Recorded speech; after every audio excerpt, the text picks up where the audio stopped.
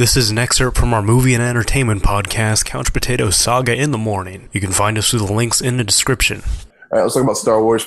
Speaking of things that are cool. Spoiler-free review of Star Wars Episode 7. For this initial section anyway, we're gonna, once we get past our initial thoughts, we're gonna go like balls out with the spoilers, but we will give a warning, so... Yeah, it will be at the very end of the video, so you can turn our shit off before if you don't want to hear Episode 7 spoilers.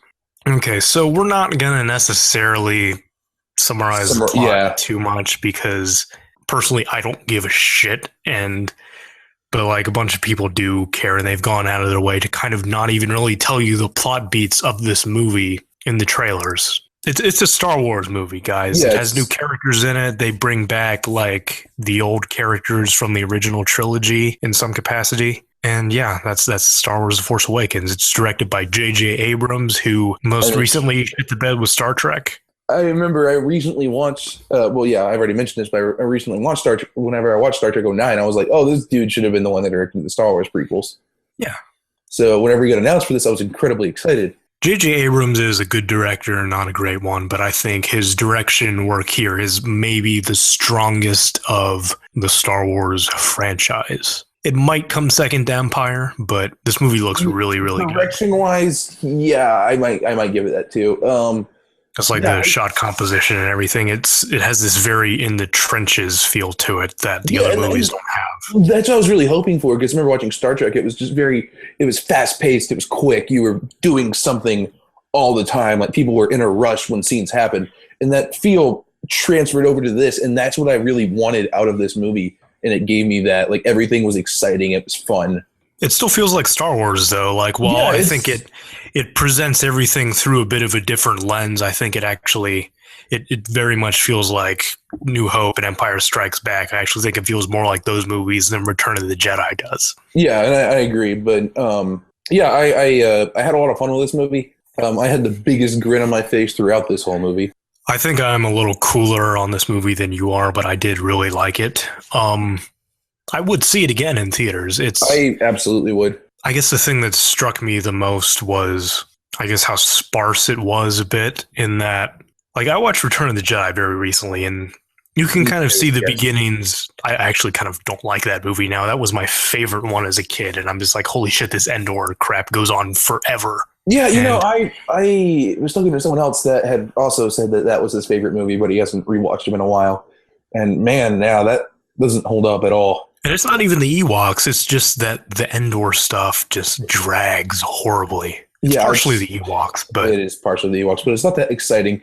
The Jabba Palace thing is great. But the thing is, I think that movie kind of marked the transition of the series into kind of letting the technology and the world sort of overshadow the story beats. And I think The Force Awakens manages to avoid that. So it does give you a very good sense of what its world is like, and like there is some stuff that looks fucking awesome, but it doesn't beat you over the head with it. It doesn't have everything going on in the background all the fucking time.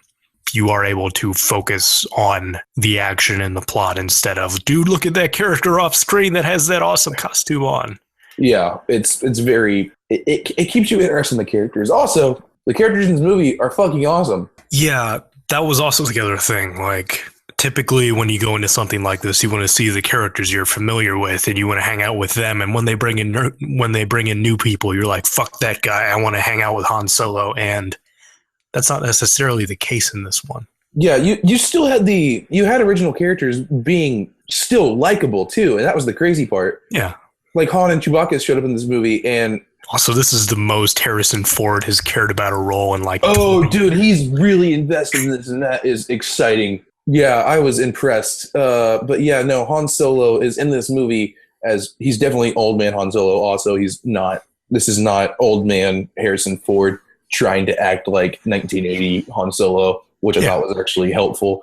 But yeah, they're in this movie, and they're still fun characters. But these new characters are great, and it makes me incredibly confident about like that these characters can carry their own movies. Yeah, and I know they use like some of the original characters as a bit of a crutch in that regard, but they almost didn't need to. Yeah, like Rey's incredibly strong and a very good female lead, and everyone's really likable. And yeah, Finn, I just want to hang out with. Poe is the best, and he is my favorite. He is Oscar Isaac. Yeah, I did like all the leads. I think this has the best acting of any Star Wars movie by a wide margin, which is not a terribly high bar, honestly, but even Harrison Ford has grown as an actor in all these years. And like John Boyega is very relatable, and I really like that he's just constantly losing his shit as Finn all the time. Yeah, I thought it was excellent too. He's just very he's the very human face of all this. He's kind of your eyes through this, and I think it works really well. Yeah, and so let's talk about the villain Kylo Ren for a bit. I actually really like him as a villain. I know people were kind of apprehensive about Adam Driver playing a villain who looks like Darth Vader, and I think he is actually he might be the most developed villain. Yeah, just period. No joke. I think Darth Vader getting his Anakin backstory actually makes him worse. But yeah, no, Kylo Ren is great in this movie. He's a great villain. I feel really good about him being the antagonist. Yeah, same. He was a great antagonist. But he feels very human. And anyway. Again, all of the performances in this movie are great, and I'm just very excited to see more of these characters. Okay, so, but I don't know. The action scenes were great, and I really liked all the set pieces. And I guess the other thing about this movie was that it moves along very well in like a way that I don't think any of the Star Wars movies have since Empire. Yeah, I think A New Hope actually kind of drags its feet a bit at times. Yeah, but this, I wasn't bored. They're constantly changing locations and showing you new stuff, but it also doesn't feel like really forced. And I actually think J.J. Abrams for Star Trek movie did that a little bit, where it seemed kind of this breathless run from set piece to set piece. And I think he's kind of perfected that, in that this movie is kind of like that, and the Star Wars movies in general were always like that. But he does give it room to breathe a little more, and I think it works really well. Yeah, I think it does too. And yeah, the action scenes in this movie look great. Yeah, I don't know. I enjoyed this movie quite a bit, and I wasn't expecting to. I know that it's very highly received, but I was purposely going into this and my expectations a little bit tanked just because I didn't want to overhype myself for it and be disappointed. And that worked out for me. So I guess if you want a really fast opinion, you should go see this movie if you like Star Wars. And it is the best Star Wars thing since 1980, probably. Oh, yeah, I would... barring maybe a couple arcs of the Clone Wars series, but... Yes, or maybe... Yeah, I would say that too. Movie-wise, this is the best movie since Empire Strikes Back. Yes. Though I do have some reservations in that I think the movie is a little reliant on callbacks and familiarity. But I mean, like, it's in your franchise, so I don't see I guess it doesn't feel as new as each Star Wars movie did. Like even the prequels and like even Return of the Jedi, they felt more new and fresh than The Force Awakens does. And I guess one of the reasons I don't have an issue with that is just because it had those callbacks, but it was also definitely setting up these new characters. Yeah, and I think to a degree that's necessary to ease people in. And yeah, I don't think they're going to do this all the time. I think this was just like the way to like prime people for more Star Wars, but introduce it back into. And so, yeah, I don't have that much of an issue with it just because while, there was a lot of callbacks, they did set up this franchise to be able to hold its own with these new characters. I guess I have to make the distinction that I'm kind of mad because I don't think they need the callbacks and the references and the familiarity. I think that it can very much stand on its own without those, as opposed to the fact that it can't stand on its own without those and that it needs them to actually work. I don't think that's the case. I just think they're essentially using a crutch that they don't need to use. Yeah. Okay. That's my main beef with The Force Awakens. I believe it will bother a significant number of people. Maybe not a significant number, but it will bother certain people. And I've noticed it bothering people, but it's not an issue for me. I think I do like all the characters. I think Rey in particular could be a little more developed. Yeah, I'm assuming they'll do that. as the trilogy goes on.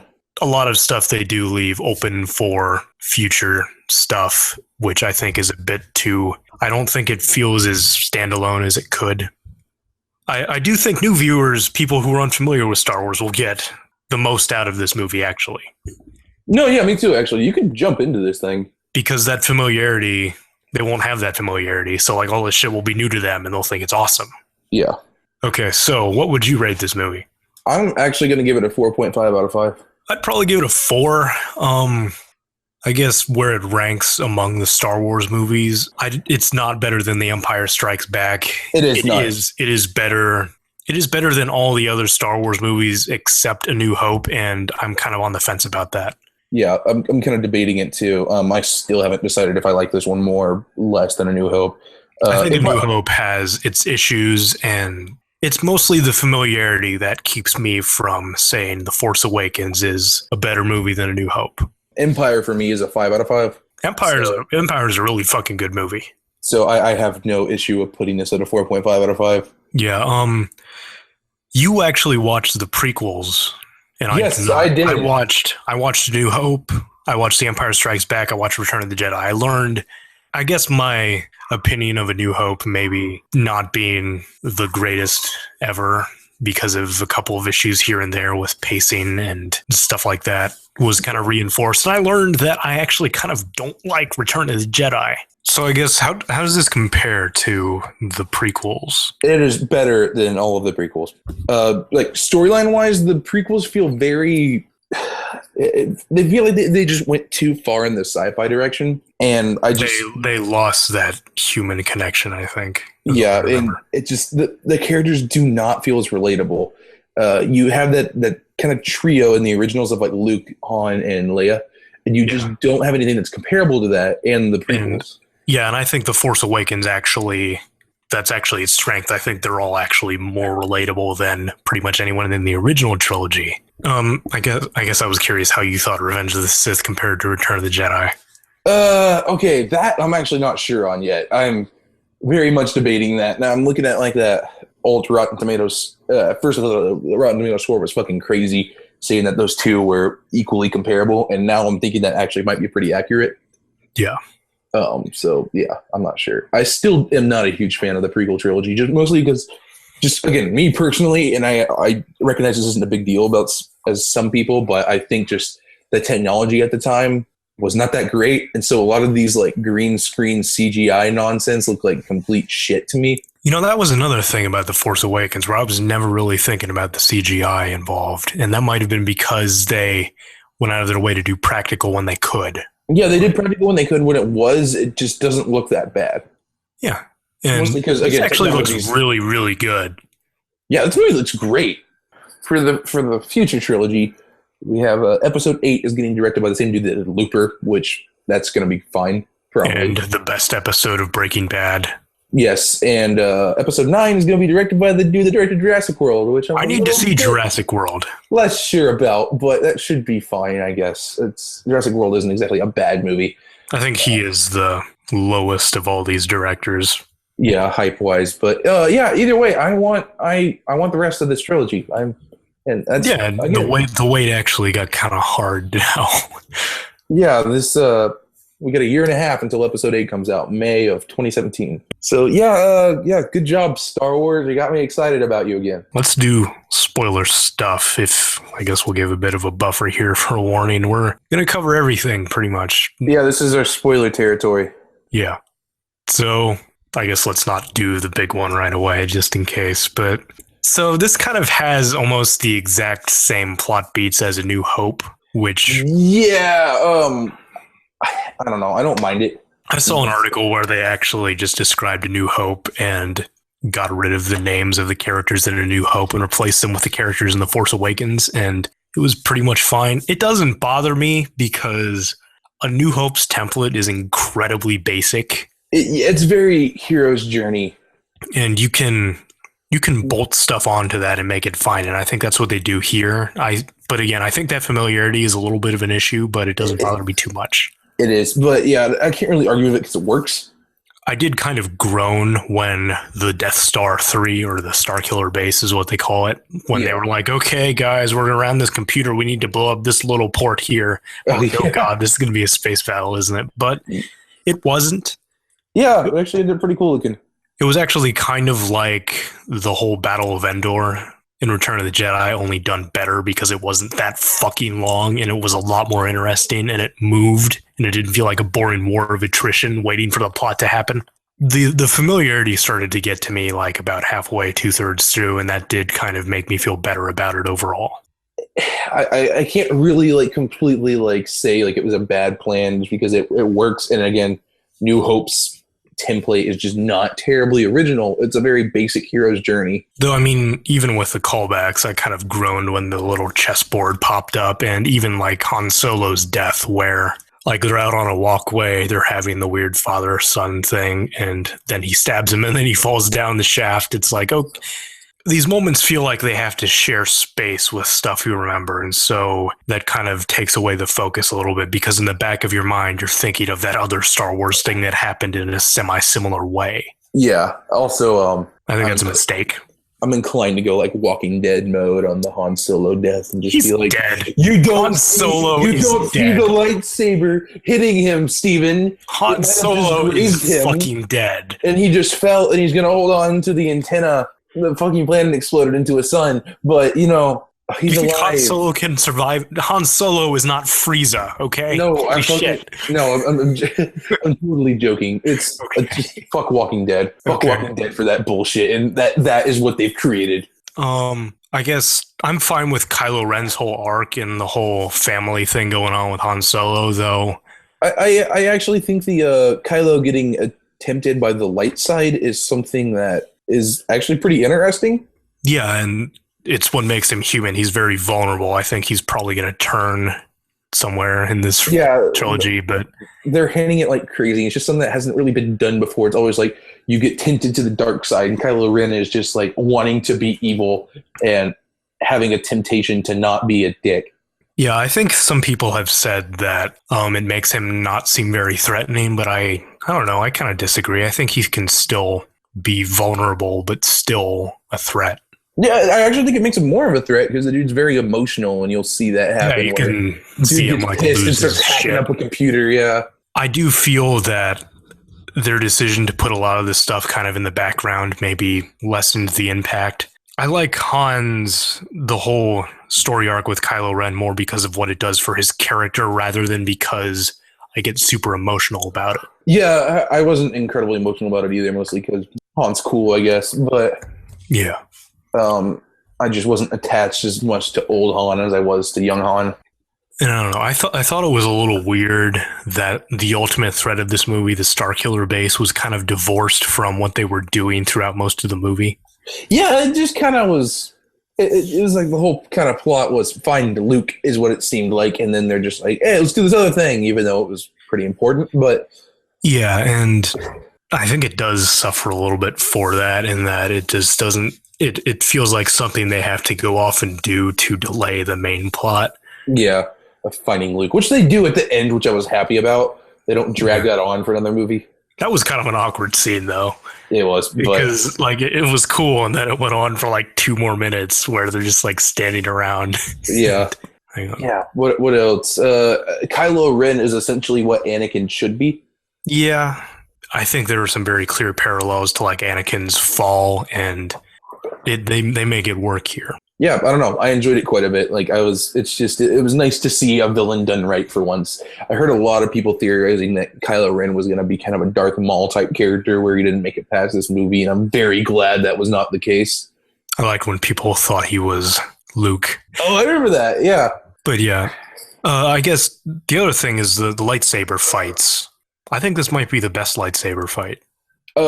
Yes, I would agree. The original trilogy always had their fights kind of very minimal. They didn't do a lot with them. Like, but they worked in that way. They had more impact. I thought they were fine. Like it wasn't like anything crazy going on, but there was some emotional kind of there was some definite emotional tension there. The prequel trilogy ones just kind of come across like they look nice, but a lot of times they just come across as super choreographed. And that's not always necessarily a bad thing, but something about it just feels a bit fake. And yeah, like you have the Anakin and Obi-Wan one that goes on for like 10 minutes, and just near the end of it, you're just like, all right, guys, it's not fun anymore. Yeah. But this one's just brutal. People are they're just slamming their swords into each other, and it's great. Like you just feel the kind of impact of it. Yeah. And like people get fucked up. Like this isn't like you don't get one and done here. Like people got like you had Kylo Ren just kind of stab Finn's shoulder with like the smaller blade. It's like shit, that would hurt. The only thing I could think of in the theater while that was happening was fuck you guys who complained about the crossguard. I actually was thinking that too. I'm like, that crossguard's totally going to be useful. Yeah. And then sure enough. The last criticism here is of Rey, and I don't think we know too much about her character. Yeah, I'm assuming that's going to be developed a little bit more, but yeah. I like what they told us about Finn, and I liked his whole moral dilemma thing with being a stormtrooper and shit. But outside of that, they left Rey very sparse, and her eventual turn toward using the Force instead of quitting is not particularly satisfying. Though that whole Jedi mind trick scene is great. What do you think of Snoke, I guess, for our last thing? He seemed intimidating. I'm kind of disappointed. He's probably not going to be a giant. Probably not, yes. I think he looked cool. But yeah, so Star Wars The Force Awakens, thumbs up. Go see it. Yes, definitely go see it. Yeah, if you remotely like Star Wars, it is definitely better than any of the prequels. I think I like it more than Return of the Jedi. It is a return to form, I guess. Yes, more Star Wars. You can get excited about more Star Wars. Hopefully they don't fuck it up. For more Couch Potato Saga, you can check out our reviews of Spectre or Beasts of No Nation. And if you like this video, don't forget to give us a thumbs up and subscribe to the channel where we'll post funny clips and full reviews from the podcast. You can also find us on Twitter and subscribe to the full podcast on iTunes or SoundCloud.